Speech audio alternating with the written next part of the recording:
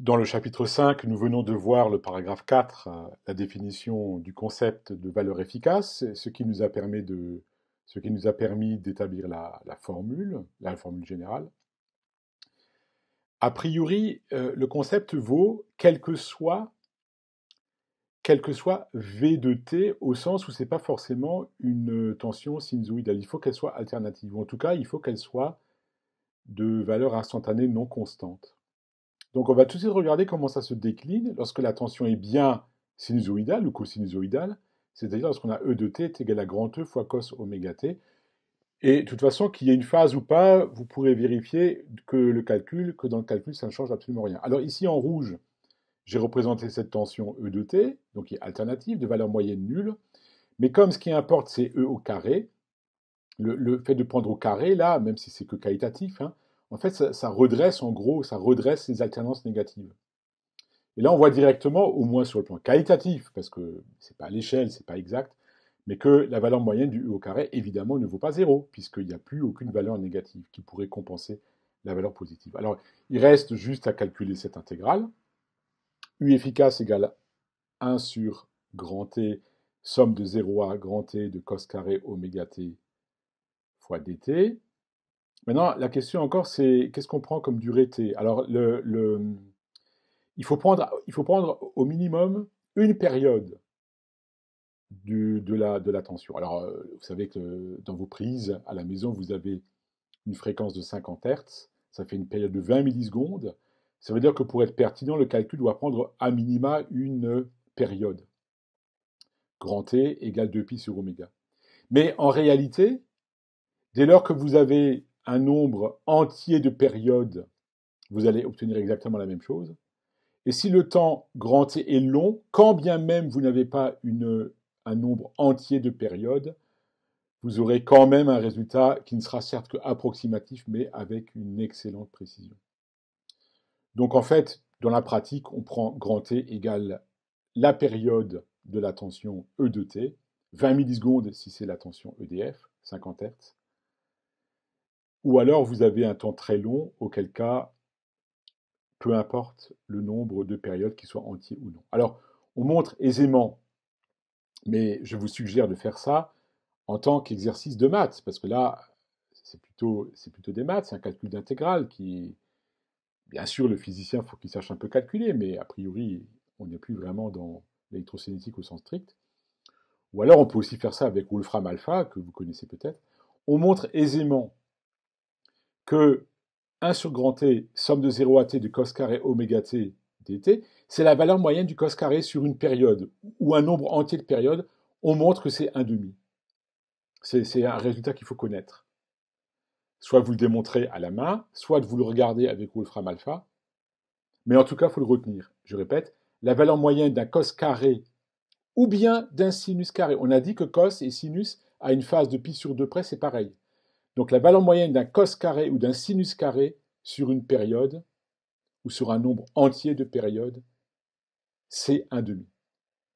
Donc, lorsque on remplace à la fin des comptes, puisqu'il faut encore prendre la racine de 1 sur grand T, somme de 0 à T, etc., ça fait que finalement, U efficace est égal à grand E, la valeur maximale, ou la valeur crête, on appelle ça aussi la valeur crête, divisé par racine de 2. Donc je mets ici grand E, je l'explicite en écrivant U max, c'est-à-dire c'est la valeur maximale, valeur maximum qu'il y a dans le cosinus, lorsque le cosinus vaut 1.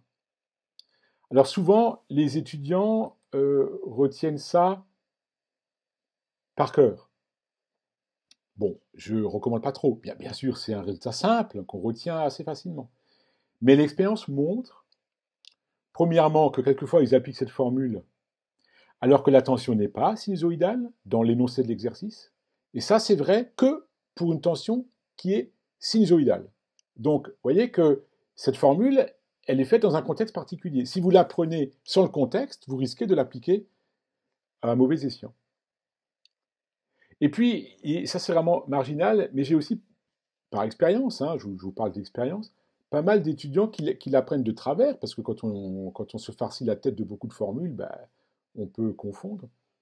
J'ai déjà des étudiants, en quantité pas négligeable, hein, qui retiennent U efficace égale racine de 2 multiplié par U max. Mais ça, c'est très étrange. Parce que la valeur efficace, à la racine carrée près, c'est lié à une valeur moyenne. Donc, si vous écrivez UF égale racine de 2 multiplié par U max, en fait, vous suggérez qu'une valeur moyenne pourrait être supérieure à la valeur max.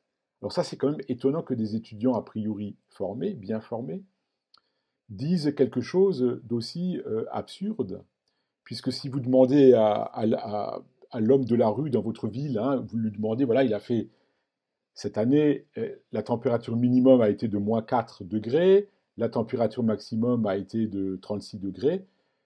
Est-ce que vous pouvez me donner une estimation de la valeur moyenne sur toute l'année? Eh bien, les gens, ils savent intuitivement que la valeur moyenne ne peut pas être supérieure à la valeur max. Personne ne va vous répondre 45 degrés, ce qui est absurde. Mais un étudiant qui retiendrait mal la formule et qui dirait UF égale racine de 2 fois U max, en fait, ça revient à dire que la valeur moyenne peut être supérieure à la valeur max. Et j'ai pas mal d'étudiants qui me disent ça régulièrement. C'est ça pour vous montrer que la formule apprise par cœur, sans sa signification qu'elle traduit, c'est pas une bonne idée. C'est assez régressif. On en arrive à dire des trucs complètement absurdes. Alors que si on comprend la construction, si on comprend que derrière la valeur efficace, derrière la formule, il y a une valeur moyenne, ça permet quand même de mieux appréhender les choses et d'avoir un regard critique sur ce qu'on est éventuellement amené à trouver comme résultat quand on fait des exercices, quand on fait des projets d'ingénierie, etc. Voilà, alors deuxième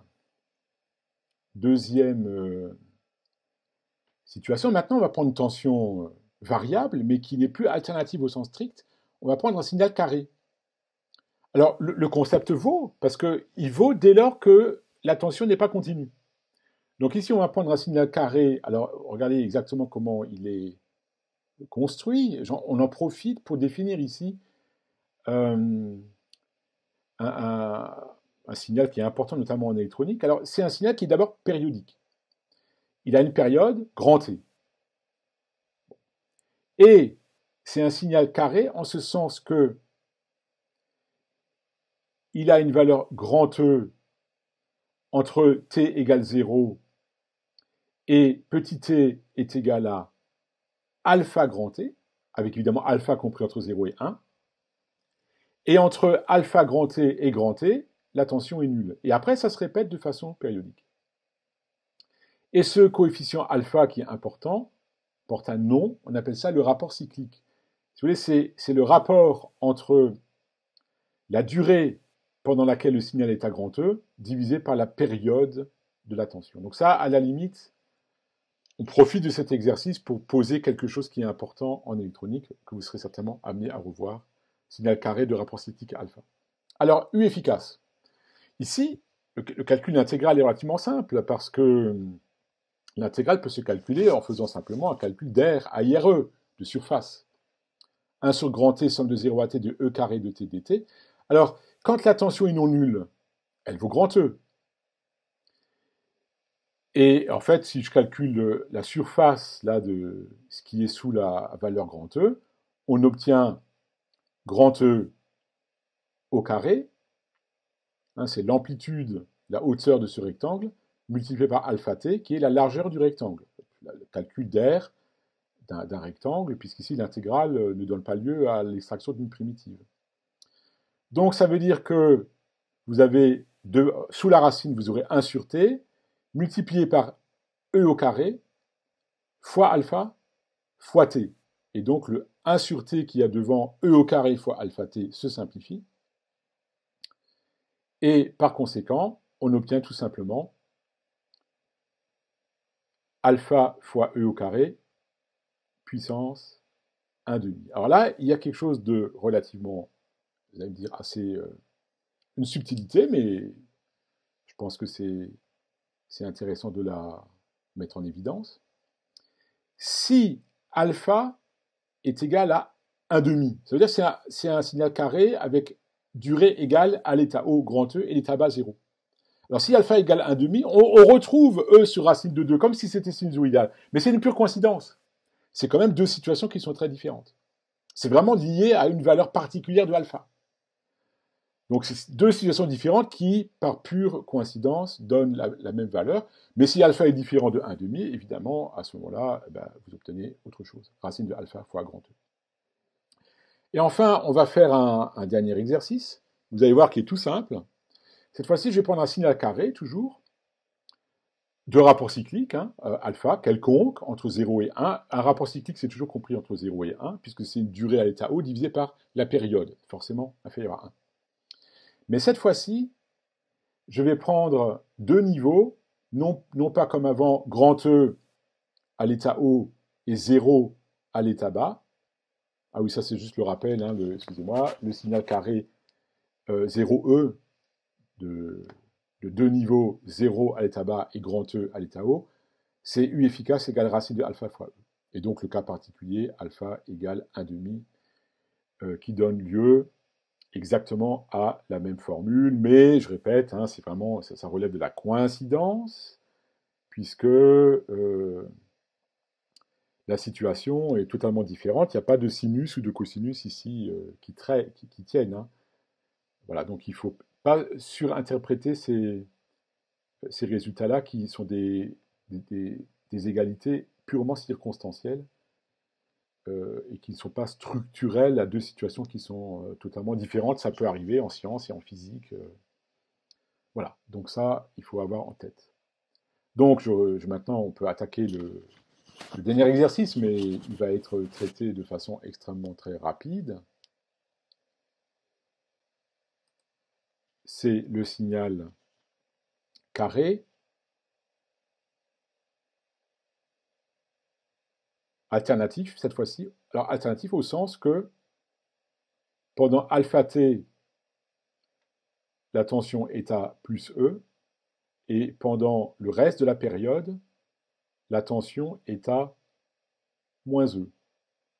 Alors ça, c'est des situations qu'on a notamment dans les onduleurs. Dans les onduleurs, je vous avais dit plus tôt dans ce chapitre qu'il n'y a pas de pièce tournante comme dans une machine électrique, il n'y a pas de rotor en rotation, c'est purement l'électronique de puissance. Donc on se rapproche de cas sinusoïdaux en fait, avec des signaux carrés alternatifs de ce type. Donc voilà, c'est hors sujet, mais enfin, disons, pour vous dire que c'est quand même pas absurde de traiter ce cas parce qu'il correspond à des situations réelles en électronique de puissance. Alors, immédiatement, si vous élevez cette tension au carré, grand E au carré, ça fait grand E au carré, et moins E au carré, ça fait aussi grand E. Donc, immédiatement, sans le moindre calcul, la valeur moyenne de ce signal carré alternatif, c'est évidemment grand E, et par conséquent, U efficace est égal à grand E, sans calcul.